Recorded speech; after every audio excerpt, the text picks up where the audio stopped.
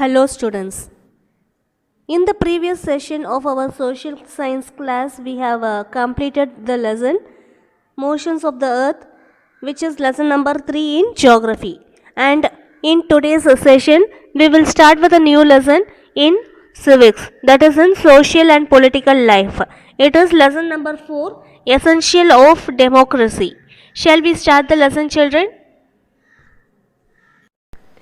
In the previous chapter, that is in lesson 3, government, we studied about the various forms of government, which includes the monarchy form of government, dictatorship, democracy, etc. Among that, democracy is considered to be the modern concept of governance, where people select their own leaders. So, democracy means it is a form of government where the people select their leader. After independence, India also adopted this form of government, that is a democratic form of government. And in this session, we will see some essential features of democracy. Can you understand, children, what is meant by democracy? Yes, democracy is the form of government where the people select their leader. Children, in our day-to-day life, we follow some set of rules and regulations in order to lead a better life. We cannot live our life the way we want. In your school, your teachers, and in your home, your parents make rules so that everything happens in a proper manner. Rules should be such that they streamline your life in a better way.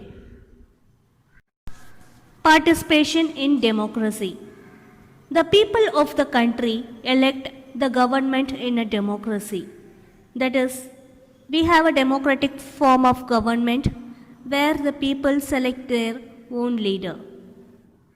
Any person who feels he can participate in the policy making in the country can seek support of the people to become their representative in the government.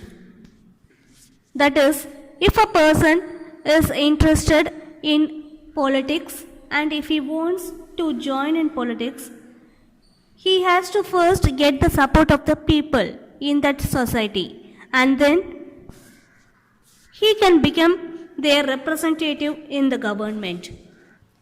If many people have the same idea of becoming the representative of the people, then election is conducted and those nominees have to compete with each other, and this process is called as election. Now let us see the process of election. Different leaders who wanted to become the people's representative have to first gain the support of the people, and people then give their choice as to whom they want as their leader. People select their leader by casting their vote, and the person who gets the maximum number of vote is selected as the representative of the people. This voting process is carried out in two ways. One is the people cast their vote by once pressing the button in voting machine, and this is said to be the electronic process. And another process is using the ballot paper or the voting paper. It is a form in which voters fill out in order to cast their vote. So after this voting process, few days later, the votes of the people will be counted. So the person or the nominee who gets the maximum number of votes will be selected as the leader. So such elected representatives from different regions sit together in Parliament House and they make policies and rules to govern the country. Since in India people select their own representative or the leader, India is said to be a democratic country. Thus, the power to make a government lies with the people. Universal adult franchise. Universal adult franchise means it is the rights given to the people to cast their vote. That is the voting rights given to the people. So, all the citizens of India who are 18 or above 18 years of old can cast their vote. That is, they are given the equal rights to cast their votes, regardless of wealth, social status, gender, race, caste, religion, etc. Without any discrimination, all the citizens who are 18 and above 18 years of age are given the equal rights to cast their vote. This is called as the universal adult franchise. Participation in running the government. People elect their representatives for a specific period. That is, the person who is elected as the people's representative will be in service for a period of 5 years. In that period, he has to work for the welfare of the people, and he cannot do whatever he wants in those 5 years.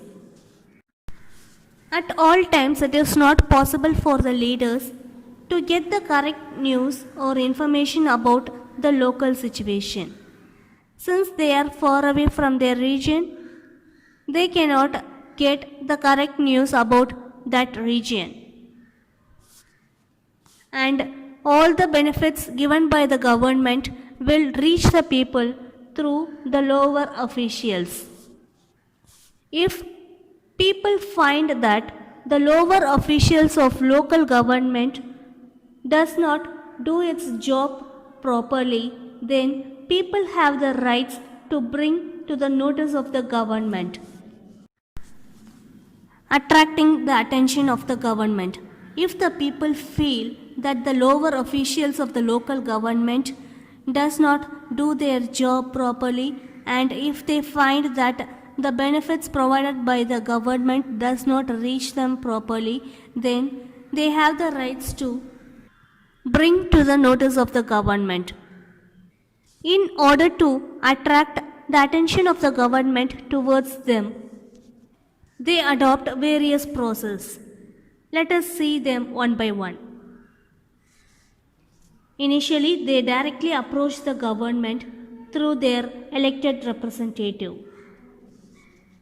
and they bring to the notice of the government about their sufferings, and then they organize protest marches.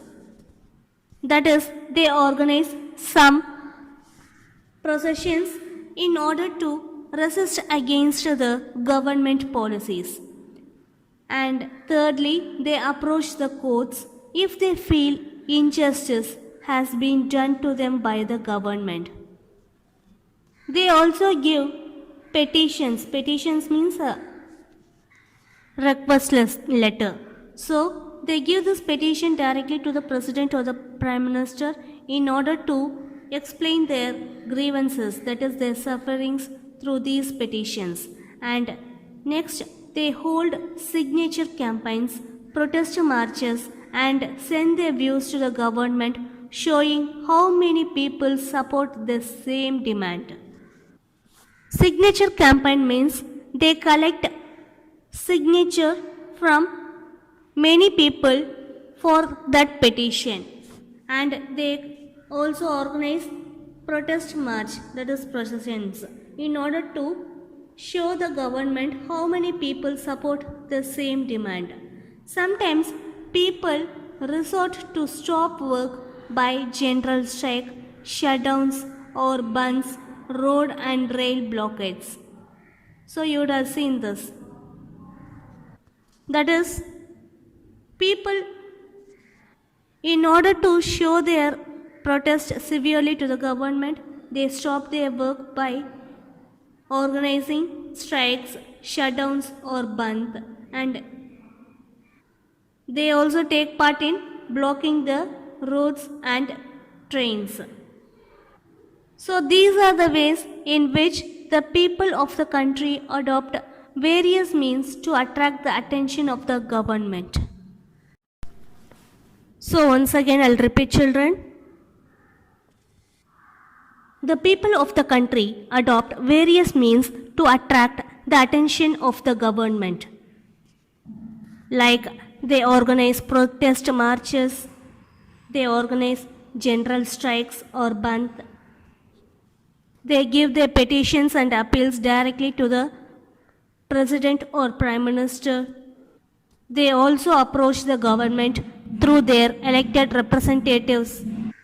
They also spread their demands and grievances to the public through media, and they organize or hold the signature campaign, which involves getting signature from the public for a particular demand in the petition. So these are the various means through which the people attract the attention of the government. Role of media. First we have to understand what is meant by media. Media means a communication that reach large number of people, such as television, newspaper, radio, etc. In the newspaper, we will have an editorial column which tackles recent events and issues and attempts to formulate the viewpoint. And there is also a letter to the editor column where the people send their personal opinion on social and public issues in their society. On the other hand, television and radio also plays an important role in mass communication. These TV channels, especially the current affairs channels and radio stations, organize debates and discussions with eminent people and also with the specialists in different fields. So therefore, this helps the people to understand the actions of the government.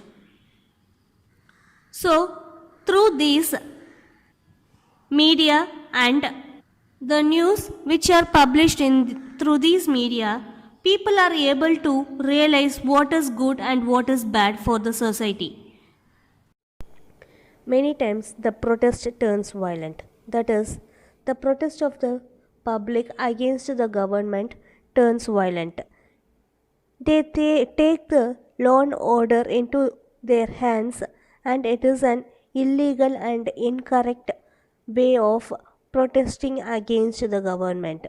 Such actions are very harmful and it also leads to destruction of public property. Have you seen it, children? They used to burn the buses and trains also. So at last who is going to suffer? Only the common man, isn't it? So only the common man or the people who used to travel in these buses and trains are going to suffer, and it is also a great loss for the government also. So this type of violent action should not be adopted at any stage because it only causes harm to everyone. Accountability. Accountability means responsibility. The representatives of the people in the government are accountable for their actions to the people.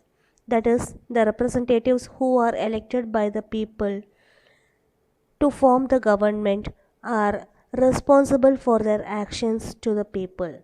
That is, these representatives who are elected by the people should work for the welfare of the people, and they should have it in mind that if they do not meet the expectation of the people, that is, if they do not perform any good to the people or to the society, then he would lose his popularity and confidence among the people. So therefore he would not get another chance to be elected as their representative in the government.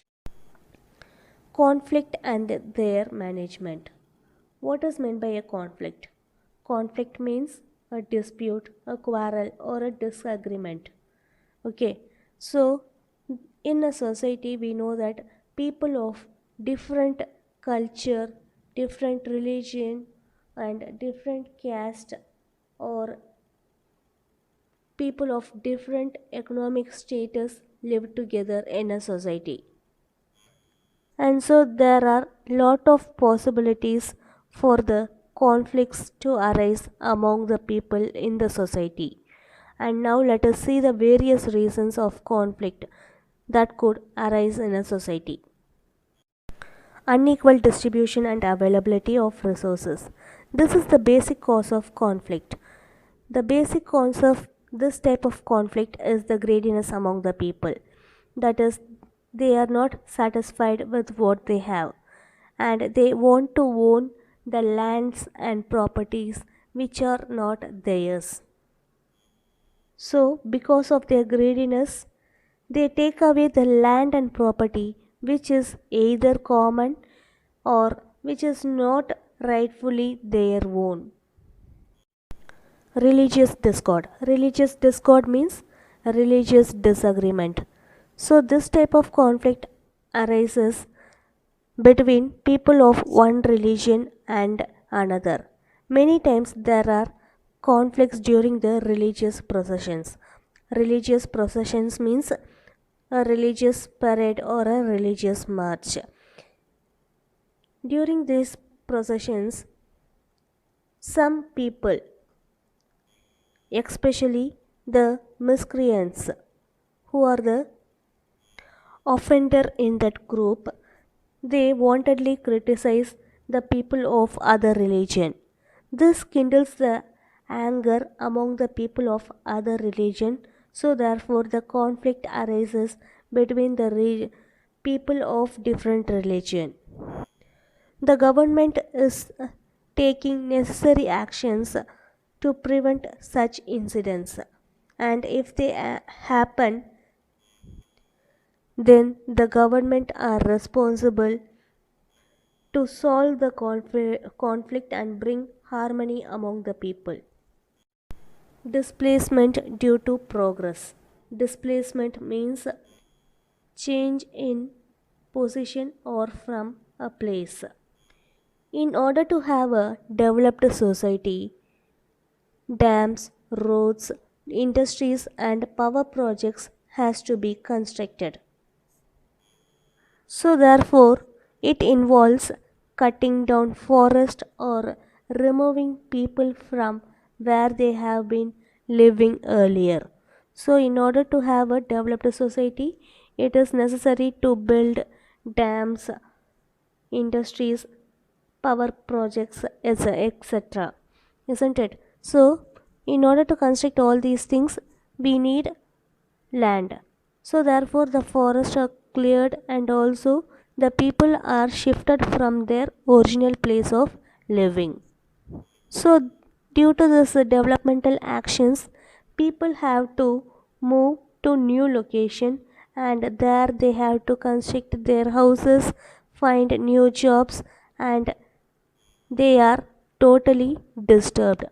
And moreover, the people who depend on their land for their living are greatly affected by these type of developmental activities. The government also does not provide the adequate compensation for their loss. So therefore people protest against such displacements. Inequality. Inequality is a common practice in the society. That is, some people still continue with their traditional beliefs and discriminate against others on the basis of caste, gender, etc.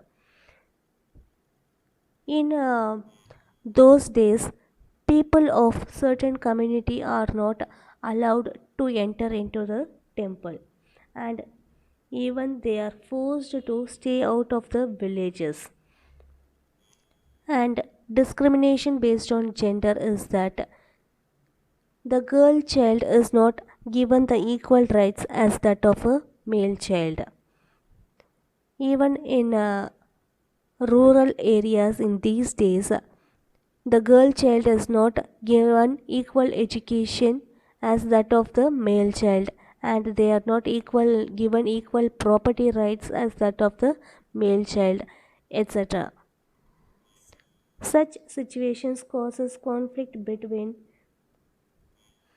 the people in the society. So therefore, it is the duty of the government to ensure that all citizens of the country get their equal rights, equality and justice. Every person in our democratic country is supposed to be treated equally, and our government has taken various steps and made new laws to provide equal status and equal rights to all the people in the country. And now let us see about the steps taken by the government to ensure equal rights to all people in the country. They have made rules that all people enjoy equal rights for living their life with self respect and pride. And the second point is, no one should force or pressurize or exploit another person. That is, they have no rights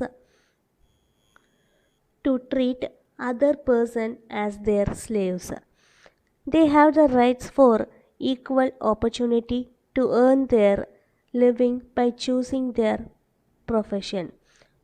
So each and every person in the country have their own rights to choose their profession they like, that is the work they like, and they have equal rights to use all common facilities provided in the country. Also, all the person in the country have equal rights to make use of all the common facilities such as water, roads, temple, etc. So these are all the facilities which are provided commonly to all people, and all people can make use of these common facilities in the country. And the people can also make use of the government schools, government hospitals, jobs, public transports, etc. So all people without any discrimination can make use of all these facilities. They are treated equal in the eyes of the law and treated fairly. So in before the law, all people are treated equally and they are provided their justice. And there should be no discrimination based on caste, religion, creed, and race. And people have the freedom to choose the religion of their choice. And the last point is, they are not supposed to be prohibited from entering into places of worship due to any discrimination. So we have already studied that all people have the equal rights to enter into the religious places. And at last, the foreigners means the people who come from other country also must be treated with respect. Levels of conflict. The levels of conflict may be local or even at the state level.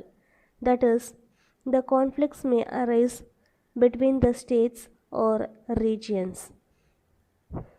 So, therefore, it is the duty of the government to manage and control such conflicts. Not only the government, we the people of the country have the equal rights in forming and running the democratic government. So we must also be responsible for the development of our country, and it is also our duty to follow the rules which are laid by the government. And if we do not follow to such rules which are laid by the government, then the conflict may arise. And if the conflict arises often, then the government's money would be wasted in solving such conflicts. So, therefore, the country would never progress as fast as it can. So, children, it is not only the responsibility of the government but also we, the citizen of our country, should have the equal responsibility to obey to the rules and regulations laid by the government to avoid conflicts in the society. And we are at the end of the lesson. And now let us have a short recap of today's session. In this lesson, we studied about the participation of the people in democracy. What is meant by democracy? Democracy means it is the government by the people. That is, the people elect their own representative. And then we studied about the participation of the people in running the government, and we also studied about the various steps taken by the people to attract the attention of the government.